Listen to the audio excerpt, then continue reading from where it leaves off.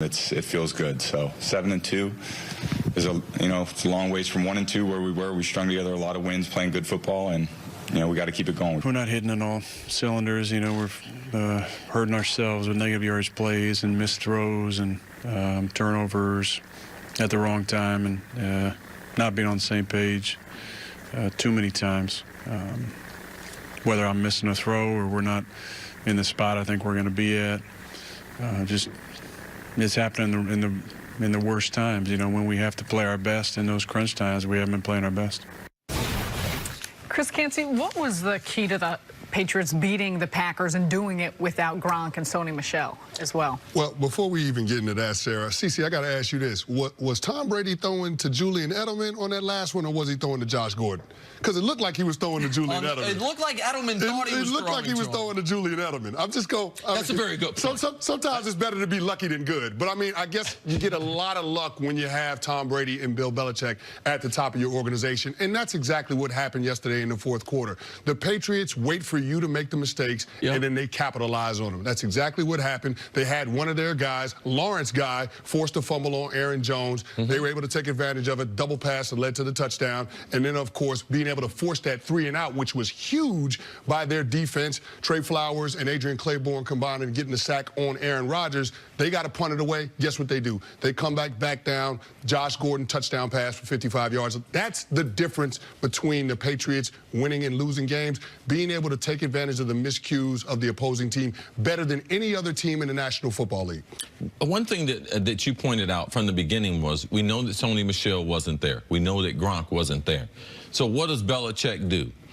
How do I replace that productivity? I'm not going to be able to do it with power, force, athleticism, so I'm just going to do it with the scheme. I'm getting ready to steal 7 points. First drive of the game. Green Bay wins the opening kickoff. They defer. Give it to New England.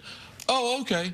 That little undersized nickel defense you've been trying to play with that you thought you had success last week playing against the Rams, I'm getting ready to make you play with them this whole first drive. Why? Because I'm getting ready to go at a speed that you're not even going to be allowed to substitute. And I believe that was a huge change of pace, how we're going to start the game. So you know what Green Bay did?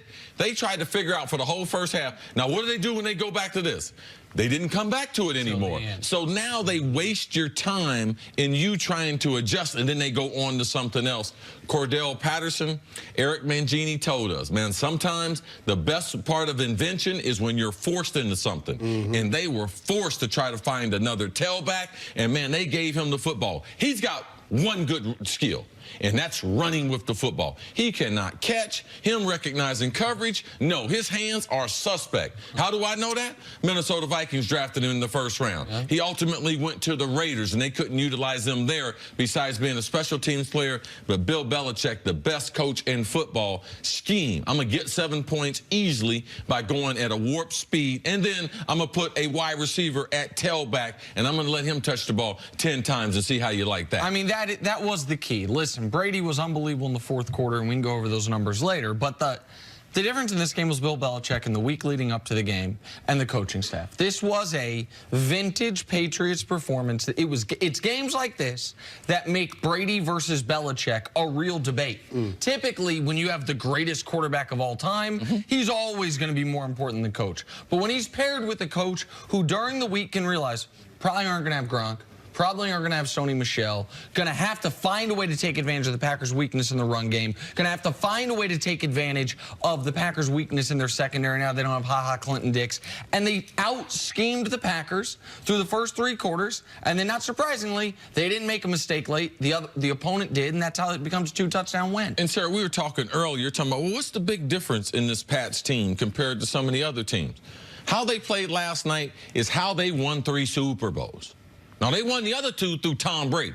But how did they win those first 3? Exactly like that. Field position, win the turnover margin, win time possession, and come up with a couple tricks. One being the no huddle, one being a trick play. Those are the things, a turnover in the fourth quarter. If you're talking about how do they beat people, that's exactly how they have beaten people for a number of years, Chris. You have to have a near flawless performance if you're going to go into Foxborough and win. Now, I've won with the New York Giants, and I've lost with the Baltimore Ravens, and the one thing that I can say is if you give them opportunities, especially late in the game, they're going to capitalize on them. And Bill Belichick coach teams, they usually don't make those types of mistakes, especially in the critical phases of the game, third down, end of half, end of game, and especially in the fourth quarter. And that's the difference in this team and why we always see them make an appearance in the AFC Championship game. I understand that the week leading up to this game was all about the two quarterbacks against each other. They had the GOATs during the broadcast wearing the jerseys. They had the second greatest basketball player of all time do a little promo video promoting the game.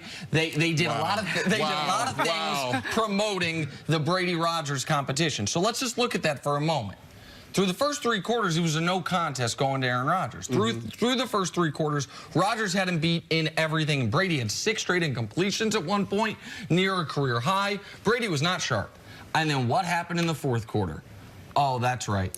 Tom Brady looked like Tom Brady in the fourth quarter. That 158.3, that's a perfect quarterback rating. Yes. No mistakes, no incompletions. Rodgers, he mentioned in his press conference, he missed a couple throws. You guys said a skinny post equanimous St. Brown. Yep. And then he pointed out himself a pass he missed on second down when they were down 7 to Devontae Adams. Like, he wasn't quite as sharp. Now, I don't think that's an indictment on Rodgers, but it is a testament to Brady and who Brady has been these last, 15 to 18 years, which is a fourth quarter killer. Rodgers in postgame talked about their issues in consistency and communication. Now that they're 3-4-1, do you believe that the Packers can bounce back from this? No, and I don't think the Packers general manager believes that either. That's why they were sellers at the trade deadline. I think that was an honest assessment by BG of where his team was at, and the other team that was on the winning side of this thing, that's why they made the moves that they made before the trade deadline, acquiring the pieces that they needed, recognizing that Tom Brady had a lack of weapons early in the first month of the season. They had to put more around him in order to get this offense on track. That's exactly what they did. And so I feel like this is the point in the season where one of those teams is ascending and the other team is dealing with the reality that they're probably not going to qualify for the postseason this year. They got to go 7-1 in the final 8. If I mean, that's what it is. Is it going to happen? I don't think it's going to happen. I won't eliminate them from it. But, I mean, but that's what they're at. When you're at 3-4-1, you got to get to 10 wins. The tie is at this point essentially a loss. So you're going to have to go 7-1 the rest of the way. Now, the last 5 games of their season, there's some mostly winnable football games. They're mostly against losing teams except for the Bears, and the Bears, to me, are a bit of a fraudulent 5-win team right now. But Aaron Rodgers said it after that comeback where they needed a comeback against San Francisco. We got a bye, and then we got a tough schedule coming up. They were in position to win both of these games. A fumble on the kickoff deprived them of an opportunity to win the game last week against the Rams. A fumble in the fourth quarter in a 17-17 game deprived them of their best opportunity to win yesterday. It wasn't their only opportunity, but their best opportunity. They are now... Rodgers never been in this position. Never once in his career as a starter has his team been below 500 at the midway point. That's where they find themselves right now. They got to be able to run the football. I don't care if the kid fumbles. Aaron Jones, you got to be able to give him the football. If they're going to be able to get themselves in position, what was one of the bright spots to me, that was his ability to be able to run the football. They're not going to be able to be effective on the road unless you have a running game.